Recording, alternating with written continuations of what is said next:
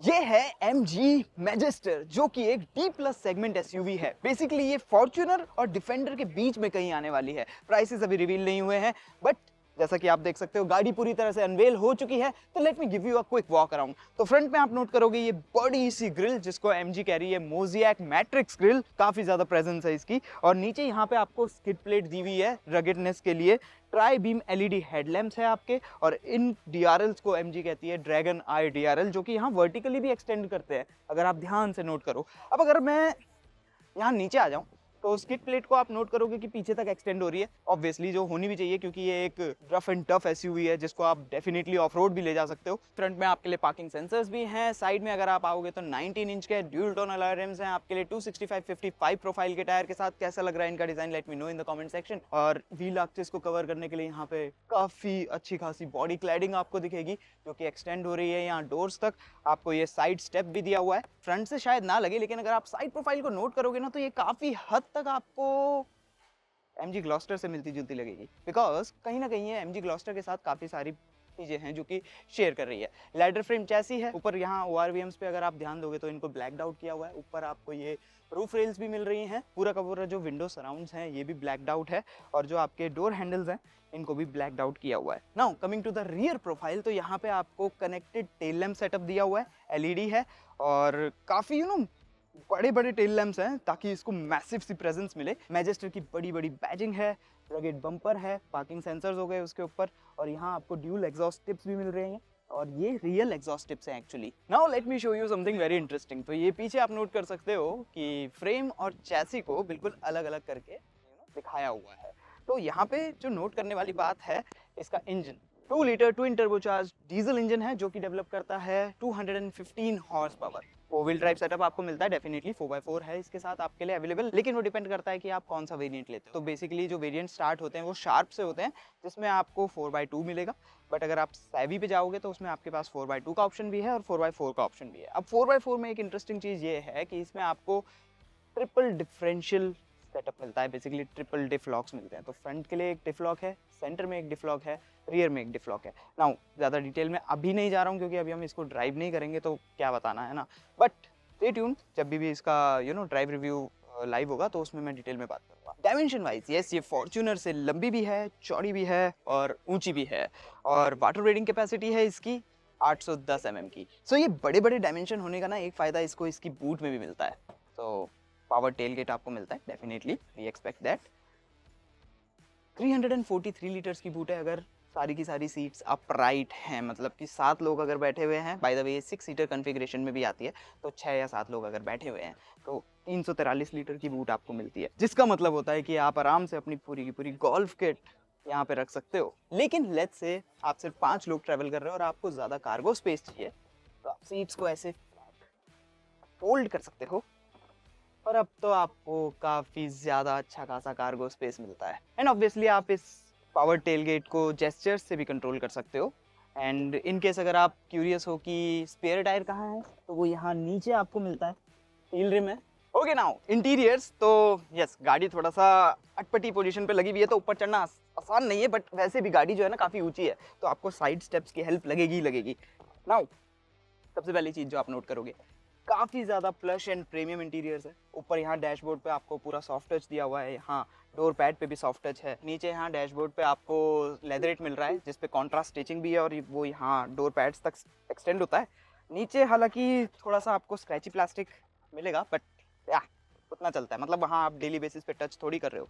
12 वे power adjustment मिलती है आपको ड्राइवर सीट के साथ और मसाजिंग भी है सीट्स में।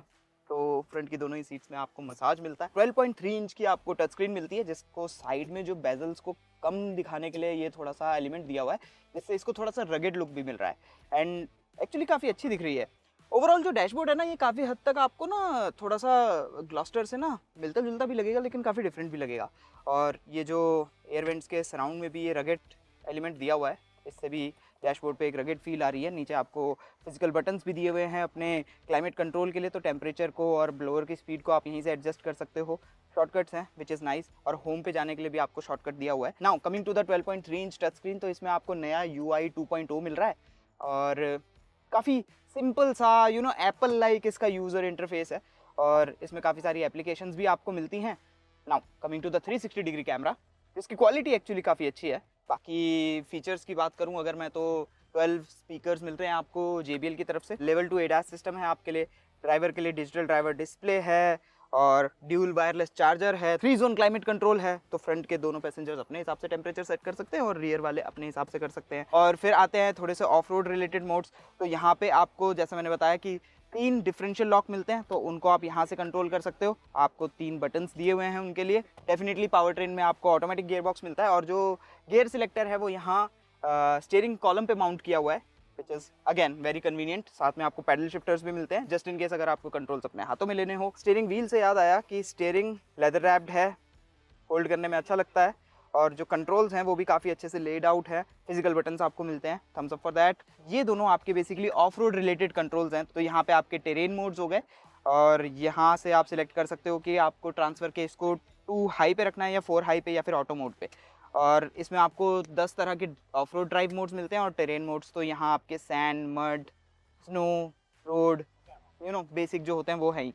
अच्छा, अगर आप एक ऑफ रोड एंथुजियास्ट हो तो आपके लिए MG ने मैजेस्टर में काफ़ी सारे advance tech and features provide किए हैं आपको। सो बेसिकली इसमें आपको M हब मिलता है, जो बेसिकली आप ये कह सकते हो कि टेरेन मोड्स और ऑफ रोड ड्राइव मोड्स को कंट्रोल करता है। उसके साथ साथ आपको ट्रांसफ़र केस भी मिलता है, तो बेसिकली आप टाइल से सिलेक्ट कर सकते हो कि आप 4 व्हील ड्राइव में रहना चाहते हो या 2 व्हील ड्राइव में रहना चाहते हो। अगर आप नॉर्मल ड्राइविंग कंडीशन में हो तो 2 व्हील ड्राइव में रहोगे, तो आपका थोड़ा सा फ्यूल भी बचेगा। ऑन द अदर हैंड जब आप कहीं पे डिफ़िकल्ट टेरेन पे जा रहे हो जैसे कि लद्दाख हो गया या फिर स्नो है या फिर मड है, तो आप 4 व्हील ड्राइव में शिफ्ट कर सकते हो। Now coming to the storage space, तो कप होल्डर्स आपके नाइसली प्लेस्ड हैं यहाँ पे। ये जो पूरी की पूरी स्टोरेज है इसको आप ऐसे हाइड भी कर सकते हो, विच इज़ नाइस। यहाँ आर्म रेस्ट के नीचे भी आपको काफ़ी अच्छा खासा स्पेस मिलता है। जो डोर बिन्स हैं उनमें भी काफ़ी अच्छा स्पेस है, तो वहाँ पे भी आपकी बड़ी बड़ी पानी की बॉटल्स आराम से आ जाएंगी। हालांकि जो ग्लव बॉक्स है इसका साइज़ डिसेंट सा है, मतलब ठीक है, पेपर वगैरह आपके यहाँ पे आ जाएंगे। और यहाँ पे ध्यान दो, यहाँ नीचे, सो बेसिकली ये चीज़ हमने ज़्यादातर EVs में देखी है, लेकिन यहाँ पे भी आपको डबल डेकर स्टोरेज टाइप दिया हुआ है, तो नीचे भी आप थोड़ा बहुत सामान रख सकते हो और आपके USB पोर्ट्स और 12 वोल्ट सॉकेट भी यहीं पे प्लेस किए हुए हैं। और हाँ, ऐसी कुछ दिखती है इसकी की।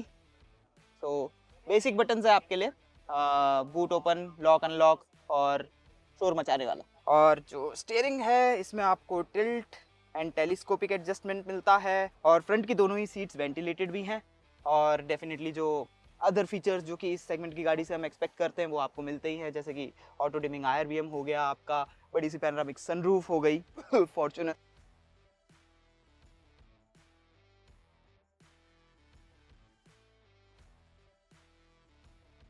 सेफ्टी वाइज जैसा मैंने बताया इसमें आपको लेवल 2 ADAS तो मिलता ही मिलता है, साथ में 6 एयरबैग स्टैंडर्ड है और हिल डिसेंट कंट्रोल हो गया, ऑल 4 व्हील्स में डिस्क ब्रेक्स हो गई, ABS, EBD, जो भी स्टैंडर्ड फीचर्स होते हैं वो तो आपको मिलते ही हैं, जो कि आप इस लिस्ट में नोट कर सकते हो। Okay, now second row seat, तो नी रूम आप नोट कर सकते हो, अच्छा खासा है, लेग रूम स्ट्रेच करने की जगह है।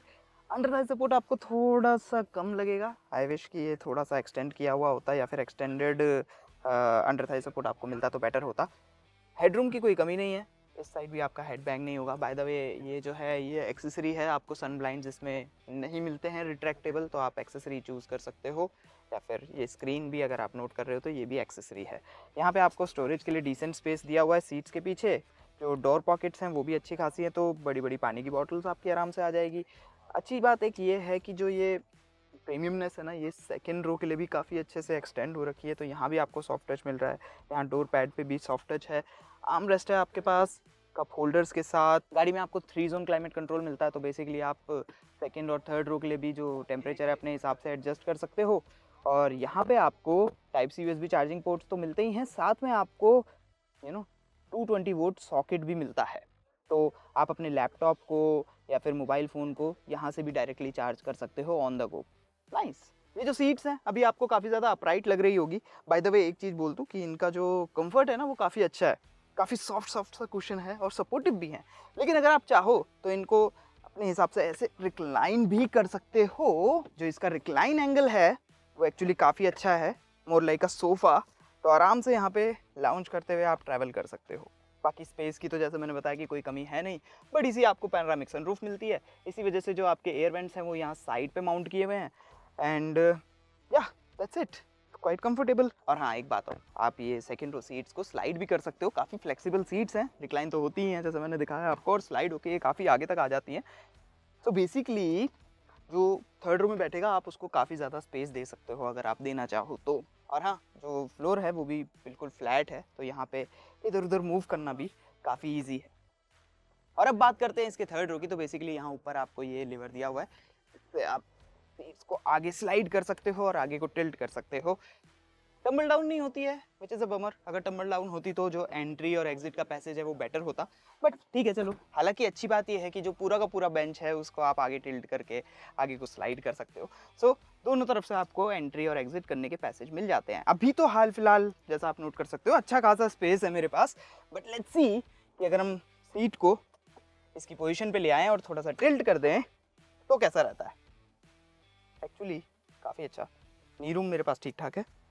अंडर थाई सपोर्ट यस, आपको थोड़ी सी कमी महसूस होगी, बट ऑनेस्टली यहाँ पे जो यंग ऑक्यूपेंट्स होंगे, बच्चे होंगे ना, वो आराम से एडजस्ट कर सकते हैं। और एक्चुअली इतना स्पेस है, ये सीट इतनी वाइड है कि 2 नहीं 3 लोग यहाँ पे एडजस्ट कर सकते हैं। अनदर थिंग, उनको अपने एयर वेंट्स मिल रहे हैं, यहाँ पे कप होल्डर है उनके लिए, बड़ी सी विंडो है तो क्लॉस्ट्रोफोबिक भी फील नहीं करेंगे। और यहाँ पे USB पोर्ट भी मिलता है उनको अपने मोबाइल फ़ोन के लिए।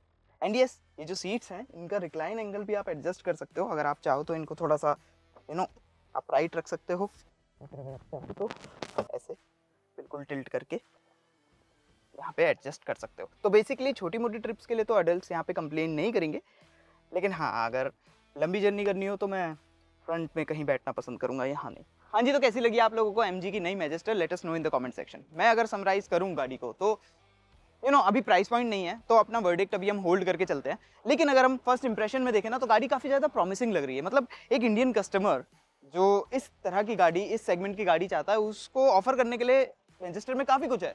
बड़ी सी प्रेजेंस है, अच्छी खासी कमांडिंग पोजीशन आपको मिलती है, इंटीरियर प्लश है, प्रीमियम है, काफ़ी सारे फीचर्स और टेक्नोलॉजी के साथ ये लोडेड है, ऑफ रोड केपेबल है, इसमें आपको ट्रिपल डिफरेंशियल लॉक्स मिलते हैं और स्पेस वाइज भी इसमें आपको किसी तरह की कोई कमी लगेगी नहीं। ओनली थिंग इसकी जो सेकंड रो में अंडर थाई सपोर्ट है वो बेटर होना चाहिए था। मसाजिंग है सीट्स में, वेंटिलेशन है, बड़ी सी पैनोरामिक सनरूफ भी है। अब बस देखना ये है कि MG इसको किस हिसाब से प्राइस करती है और उसी के हिसाब से हम अपना वर्डिक्ट देंगे।